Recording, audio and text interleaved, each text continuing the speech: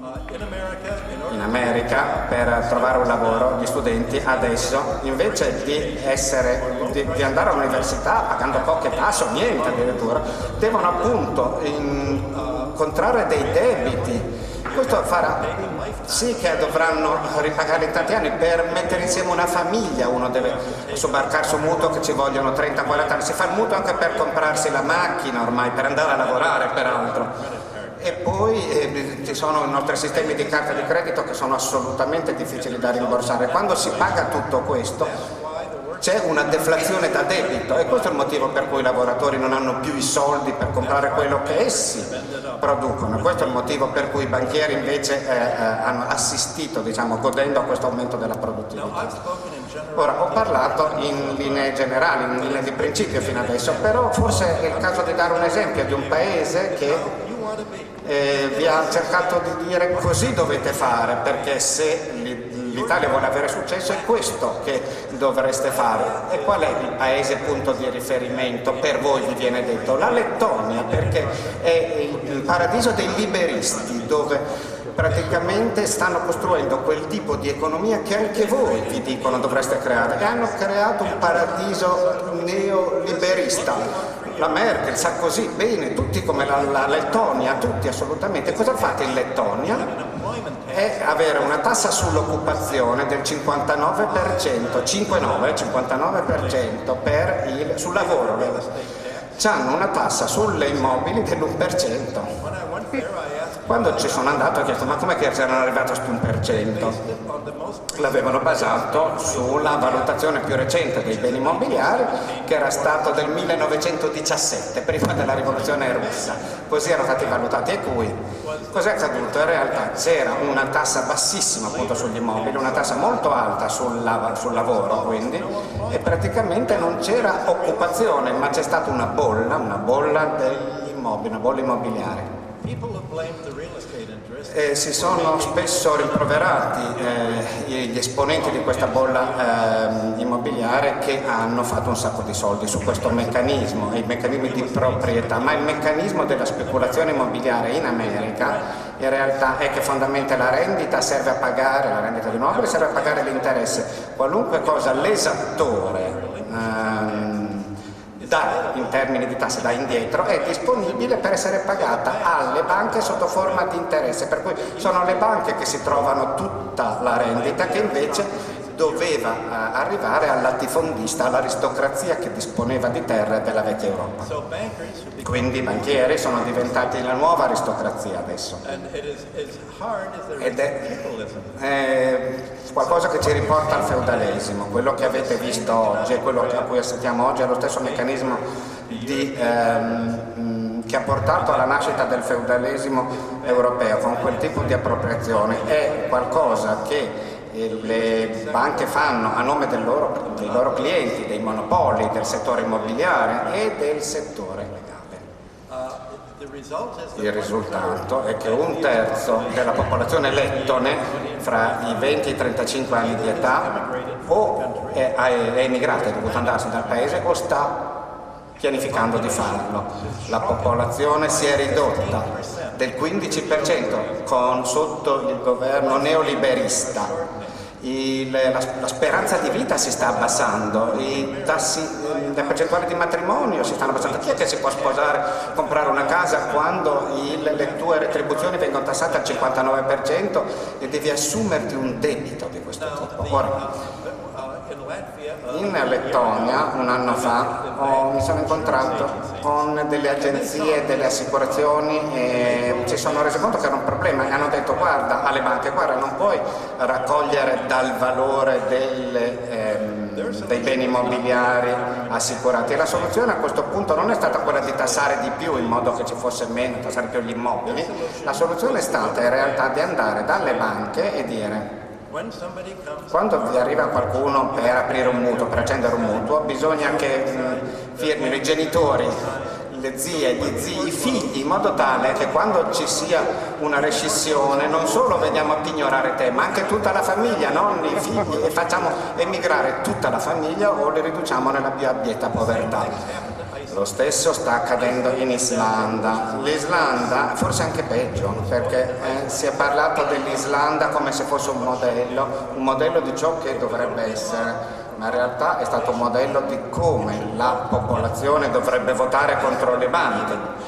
Ma l'Islanda, forse ancora più della Lettonia, è un paradiso dei liberisti, dei banchieri, ed è un inferno invece per i lavoratori. Come ho detto, il 10% della popolazione, 30.000 islandesi già sono emigrati, in Norvegia ad esempio e in altri paesi. E quello che l'Islanda ha è quello che dovrebbe essere un piano, un modello per voi, cioè gli interessi che dovevano pagare alle banche sono associati agli indici dei prezzi del consumo e al tasso di cambio della valuta. Dal momento che c'è stato questo crollo del credito nel 2008, le banche islandesi che hanno causato questo crollo anche, non so, supponiamo che uno avesse un debito di 1.000 euro, tutto questo magari veniva associato ad una proprietà, garantito da una proprietà che a questo punto non vale più niente, cioè un valore negativo, sei responsabile personalmente, la famiglia è responsabile e il debito è aumentato.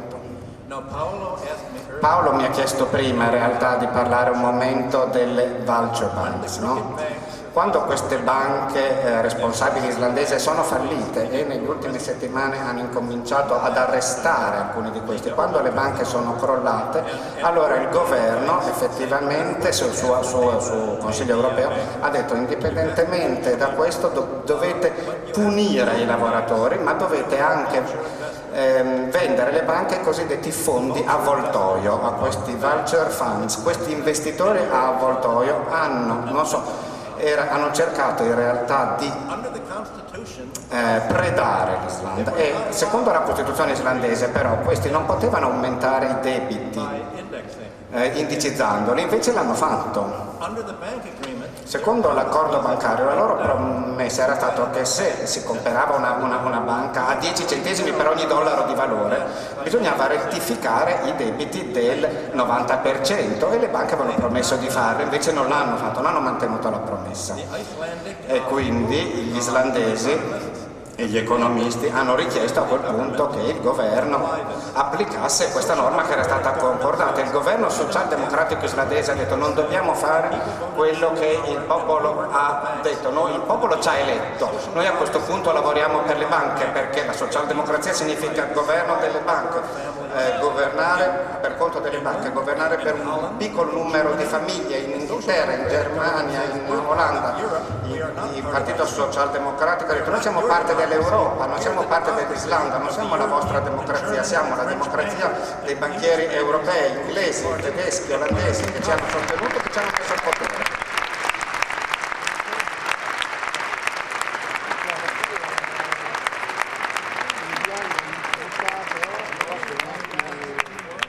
Quando molti di voi mi hanno chiesto cosa facciamo in una situazione di questo tipo,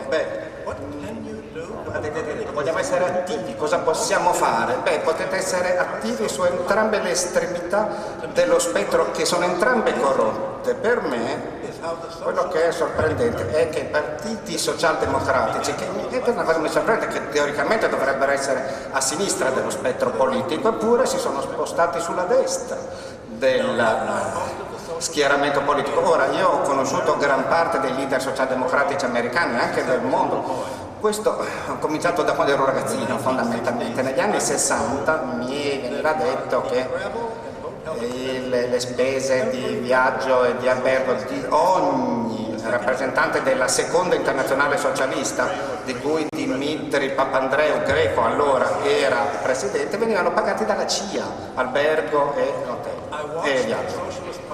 Ho guardato il Partito Socialista Americano venire a sostenere la guerra in Vietnam e vietare ogni forma di critica alla guerra del Vietnam nel suo magazzino Youth per i giovani, e ha perso il 90% dei suoi iscritti, peraltro, il Partito Socialista. La teoria era che non si poteva avere il marxismo e dire liberiamo il mondo dallo stalinismo. Per far questo il Partito Socialista e il Partito Socialista Americano si è unito, diciamo, agli sforzi della guerra fredda ed è diventato uno dei sostenitori dell'amministrazione Johnson nel promuovere la guerra in Vietnam. È come se la politica si fosse rivoltata testa e piedi con questa triangolazione socialismo, stalinismo e la capacità però degli Stati Uniti di convincere i socialdemocratici europei che se in effetti venivano corrotti abbastanza, questi avrebbero poi sostenuto le banche come pilastro, come baluardo contro lo stalinismo e il comunismo, e i socialdemocratici si sono venduti con grandi vantaggi personali per loro stessi, va detto, e hanno ritenuto probabilmente che davvero il modo in cui ci si poteva opporre allo sfruttamento industriale era sostenere uno sfruttamento finanziario. Hanno pensato che le banche avrebbero portato il mondo verso un progresso economico e non verso la direzione opposta.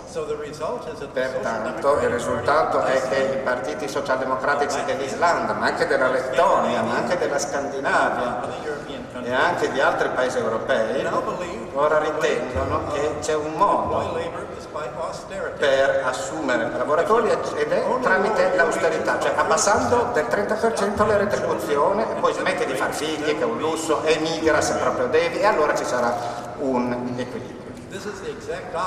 E questo è esattamente l'opposto di quello che il capitalismo industriale proponeva, eppure è questa la dinamica che oggi trionfa. Le alternative, e adesso ne farò un breve cenno, è che non tutte le imposte sono cattive, perché le tasse sulla retribuzione ovviamente aumentano il costo del lavoro, ovviamente c'è però un tipo di tassa che è buona, ci viene detto, ed è la tassa sui redditi non guadagnati, cioè sul monopolio, sugli immobili. In qualche modo lì andrebbe davvero spostato il peso delle imposte, perché a questo punto avremo un minore costo, tra l'altro anche degli immobili, e ci sarà, se aumentiamo le imposte sugli immobili, ci sarà una minore necessità di tassare il lavoro. Ora è chiaro che i banchieri vogliono che tutte le tasse che adesso vengano pagate al governo vadano pagate a loro sotto forma di interessi, giusto? E di questo parlerò un pochino più tardi, adesso vi ringrazio per l'attenzione.